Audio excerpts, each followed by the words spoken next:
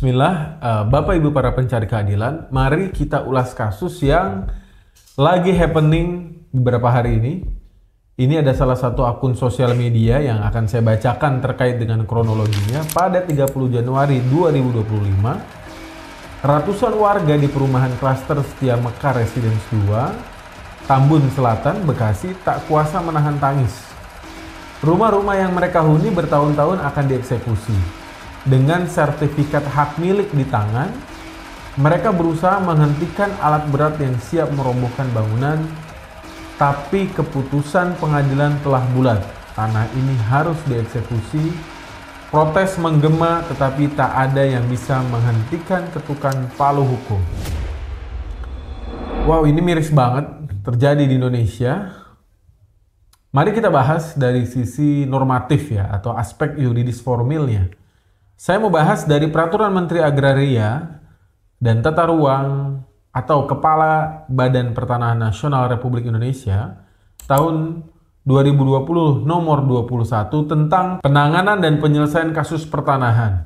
Kalau kita lihat pada bagian kedua pasal 34 tentang pembatalan produk hukum karena cacat administrasi dan atau cacat yuridis, dijelaskan pada ayat 1, dalam satu bidang tanah pada prinsipnya hanya dapat diterbitkan satu sertifikat hak atas tanah kecuali ditentukan lain oleh peraturan perundang-undangan. Jadi Bapak Ibu para pencari keadilan, jelas bahwa dari satu bidang tanah hanya boleh terbit satu sertifikat kelekatan haknya. Yang ayat kedua, dalam hal terdapat satu atau beberapa sertifikat tumpang tindih dalam satu bidang tanah, baik seluruhnya maupun sebagian, maka terhadap sertifikat dimaksud dilakukan penanganan. Jadi jelas bahwa ketika memang ada tumpang tindih, harusnya penanganannya dilakukan dengan tepat. Sebelum kita bahas terkait dengan spesifik penanganan kasus yang harus dilakukan, saya mau beralih ke Peraturan Menteri ATR lainnya, tepatnya pada pasal 41. Pemeliharaan peta pendaftaran, gambar ukur, dan data ukur terkait merupakan tanggung jawab Kepala Kantor Pertanahan.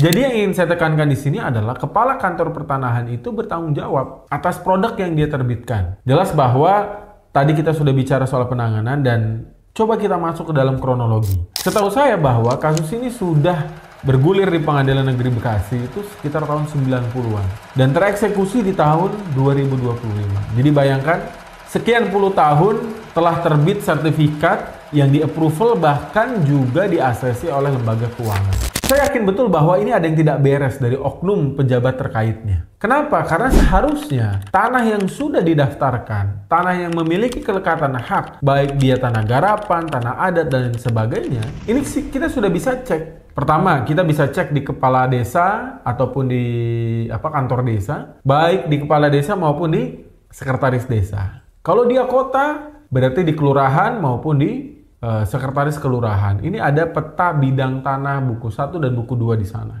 Bahwa adanya kepemilikan yang dikelola oleh developer lalu dialihkan kepada konsumen, berarti hubungan hukum antara developer dengan bank ini seharusnya sudah clear. Hingga akhirnya bank bisa mengeluarkan keputusan melakukan pembiayaan kepada konsumen.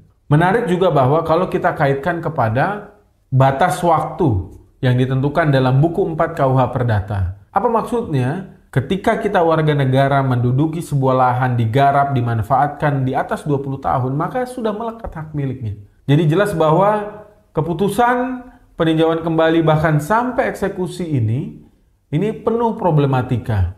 Dan saya sendiri akan coba mempelajari, saya akan buka putusan peninjauan kembalinya, putusan Mahkamah Agung ya melalui kasasi, putusan pengadilan tingginya dalam ranah banding, dan putusan pengadilan negerinya. Yang terakhir yang ingin saya sampaikan bahwa memang betul sengketa kepemilikan diselesaikan pada pengadilan negeri. Tapi ketua pengadilan negeri maupun ketua majelis ataupun pihak yang berperkara seharusnya atau pihak badan terkait seharusnya menjadikan tanah ini sebagai tanah status quo atau dalam sengketa. Logika berikutnya, ketika developer yang menggarap tanah ini dan akhirnya teralihkan menjadi tanah-tanah milik konsumen, itu harus mengurut surat keterangan tidak sengketa. Bank baru bisa atau lembaga keuangan baru bisa approve. Dari sini kita bisa dapat mempelajari bahwa semeraut kasus pertanahan di Indonesia masih sangat bisa terjadi. Kepemilikan hak milik belum tentu menjadi garansi yang ilmiah. Itu saja yang dapat saya sampaikan. Kurang lebihnya mohon maaf. Assalamualaikum warahmatullahi wabarakatuh.